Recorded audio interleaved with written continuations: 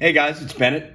It's been a little while, and I wanted to hop back on and talk a little bit about the state of this hobby we love and grading cards and what it means to grade cards and whether it's worth grading cards nowadays with what's happened to the economy and with it the sports card market as a whole.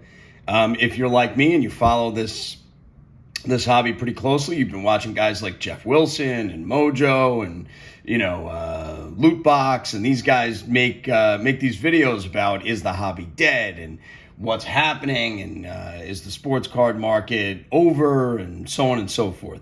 So I thought I'd hop on and kind of chime in with my 2 cents and see if I can't help everybody make some sense of what's going on in the market nowadays. So in front of me on the table, as you see, is a bunch of PSA slabs. Everything on this table, and you'll have to take my word for it, is a Gem 10 example of the card that you see. Okay? So that's from this, this Luka Prism rookie, which the bottom has fallen out of Luka in the last, probably 6 to 8 months, or if it's this Trae Young Blue Velocity, this rookie card for Young, who's been playing lights out. I think he had 41 last night. So every card on the table is a 10, right? And in the good old days, let's call it, late 2020, early 2021, even all through 21, these cards had an enormous amount of value. They were really an inflated value. Let's be honest. The economy was, I wouldn't say it was strong, but there was a lot of disposable income floating around because of the pandemic. People were getting their checks. Everybody was able to spend, and the sports card market just exploded. I'm not telling you anything you don't know. Anyway, in recent time, in the recent months and the last year or so, the economy has, we've gone into a bit of a recession. There's not nearly as much disposable income. Interest rates have shot through the roof. And we find ourselves in a place where cards just don't have the same kind of value they had. Now, compared to 5 years ago, cards are up a huge amount still.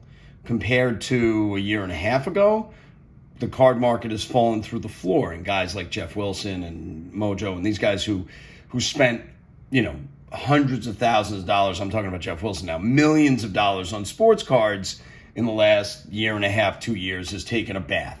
There's no way around it. I know he had a lot of money to begin with. He's a tech guy or something like that, but he has taken an absolute bath. He's gotten murdered, as a lot of us have if we've invested in card breaks and all those things over the last few years. So to that end, I wanted to pull out these 5 cards, okay? These 5 cards are recent purchases of mine over the last, let's say, 3 or 4 weeks. And I bring them out to give you an example of what it means now in our market. A PSA 10 of, let's say, a case hit. This is a Nolan Ryan manga case hit, right? In 2021, this manga in a 10 would have been, I don't know, a $400 or $500 card. Here's a case hit of one of the great players of all time. It's a 10. These cards are not easy to 10. $400 or $500 card. Even 6 months ago, these cards raw were selling for well over $100.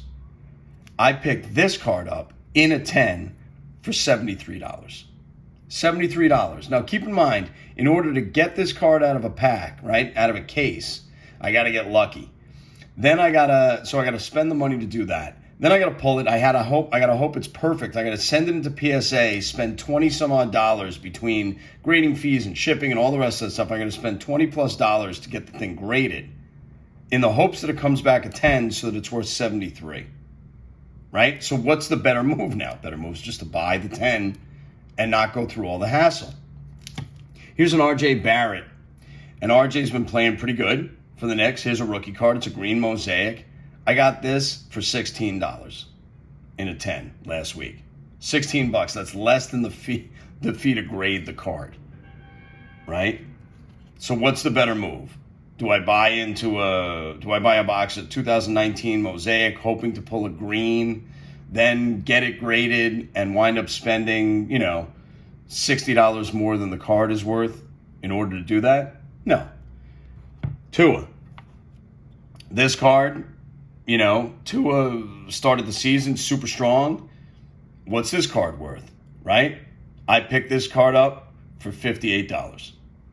$58 for a camo pink Tua rookie 10. Now, that auction was a bit of an outlier, and that's what I do. I search around and I try to find, deals like this online that are a bit of an outlier, but that's how much it cost. It was $58. And I mean, this card a year ago, I can't even tell you how much this card cost.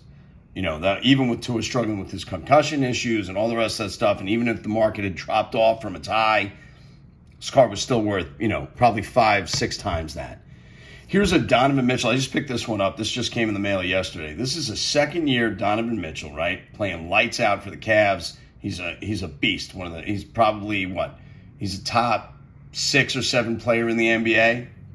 Here's a Gem Mint 10 Cosmic, numbered to 100, right?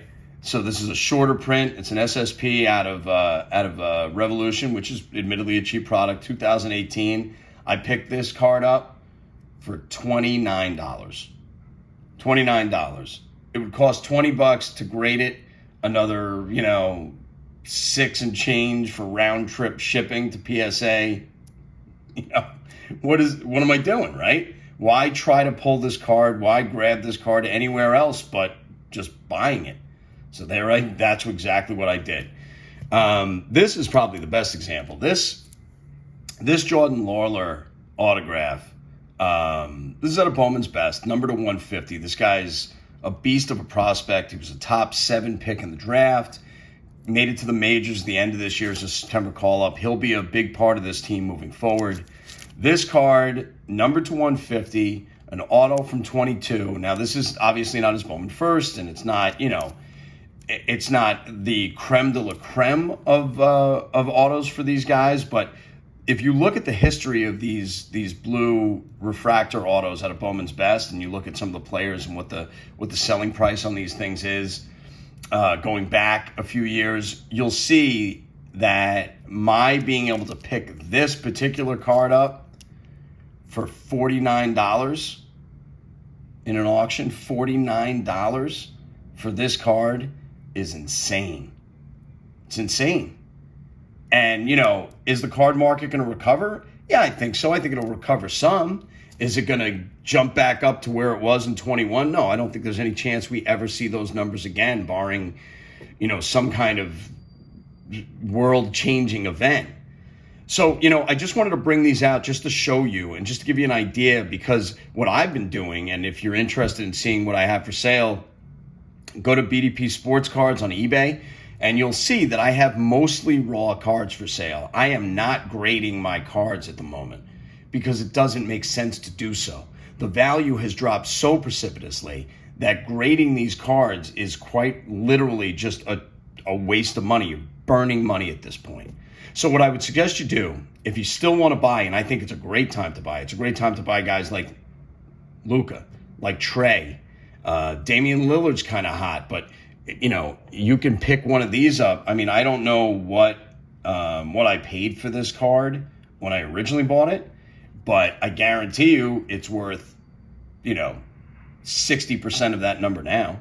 It's got to be. If you want to buy and you have the means to do it, now is the time. If you've ever been in a buyer's market, this is it. It's not a seller's market. I'm still selling. I'm unloading some stuff. But, this is a buyer's market, folks. It really is. Take a look at the cards I have on the table. This whole lot of cards, I think, cost me around $200. Maybe. I'd have to do the math on it. But these 5 cards, right? So that averages out at like $40 a card. This is a Nolan Ryan manga 10. It's a Jordan Lawler blue refractor auto to Bowman's Best to 150. Here's a second-year D-Mitch to 100. There's a short-printed Tua pink camo and the R.J. Barrett green mosaic, all for about $200. And listen, just one more note before I let you go. Guys, I bought into a lot of card breaks. I'm a card break guy, but I have absolutely stopped because there has been a lag in the prices of the products catching up to what's happened to the market.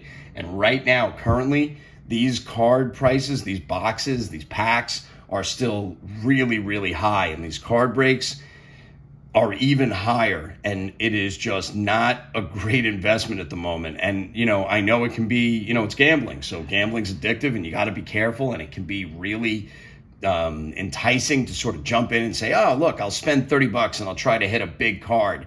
But what's a big card now?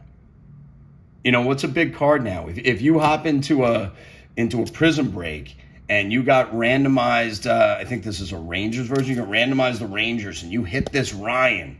Man, I bought it for $35. I hit the Nolan Ryan case hit, this manga. This is unbelievable. Now I'm gonna get it. I'm gonna send it out to PSA, get it graded. Hopefully I'll get a 10 and it'll be worth hundreds and hundreds of dollars. But it's not. That's not the reality right now. So I would encourage you to be careful with your money at the moment. And if you're gonna buy into breaks, please be careful. Anyway, that's it for today. If you haven't to this point and you like the content, please subscribe to the channel. Hit this video with a like. Check out some of the other videos. Drop me a comment. Let me know how you're doing. Let me know how you feel about what's going on with card prices and what you're doing with your collection. And I'll catch you next time.